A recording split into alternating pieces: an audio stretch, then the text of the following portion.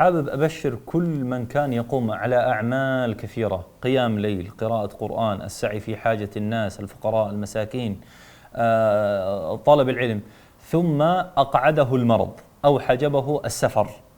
فالنبي صلى الله عليه وآله وسلم يقول: إذا مرض العبد أو سافر كتب له ما كان يعمل مقيما صحيحا. سبحان الله، شوف الفضل من الله عز وجل. قد الله عز وجل كريم علينا يا جماعة.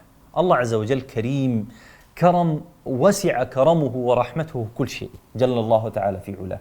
يعني أنت تقوم على أعمال معينة، ثم يعني يحجبك عنها ويعيقك عنها أنك سافرت، اضطريت تسافر، فما عدت تدرس، ما عدت تعمل، ما عدت تدعو إلى الله، ما عدت تقرأ، ما عدت، فيكتب الله تعالى لك هذه الأعمال كأنك تقوم عليها وأنت صحيح قوي البدن، وأنت مقيم مرتاح في بلدك. فنسأل الله من فضله وكرمه.